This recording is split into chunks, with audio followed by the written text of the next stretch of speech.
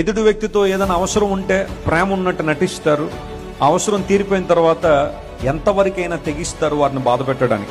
స్వార్థము, సంకుచిత స్వభావం పెరిగిపోతున్న ప్రపంచంలో మనం ఉన్నాం. ఒక చిన్న నింద నీ మీద పడగానే, ఒక చిన్న ఒంటరితనం గుండా నువ్వు వెళ్లాల్సి వచ్చినప్పుడు, లేదా ప్రజలు నేను రిజెక్ట్ చేసినప్పుడు, నీకు క్యాలిబర్ని, నీ ఓడ్తిని తక్కువ చేసి మాట్లాడినప్పుడు ఎందుకు కృంగిపోతున్నావు? మనుషులు కాదు కదా నీకు విలువనిచ్చేది. ఈరోజు మనుషులు దండలేసి రేపొద్దు నిందలేస్తారు. అదేమన్నా ఆశ్చర్యపడే విషయమా?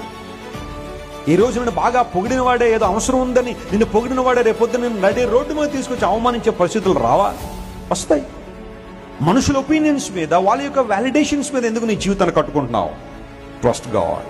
నీ మీద నిందలేసి, అవమానాలేసి, భయంకరంగా నీ గురించి మాట్లాడి, నిన్ను సమాజంలో చెడ్డ చేయాలని ప్రయత్నం చేసి ఎంతో మంది నిన్ను విడిచి వెళ్ళిపోయే పరిస్థితుల్లో మనుషులందరూ నిన్ను వదిలిపెట్టి వెళ్ళిపోవచ్చు. ఇన్ఫాక్ట్ నువ్వు ఎవరినైతే ఎక్కువ ప్రేమిస్తావో, వారు లేకుండా ఉండలేని అంటావో, వారు కూడా ఏదో ఒక రోజు నువ్వు విడిచిపెట్టి వెళ్ళిపోవచ్చు నిన్ను అవమానించే.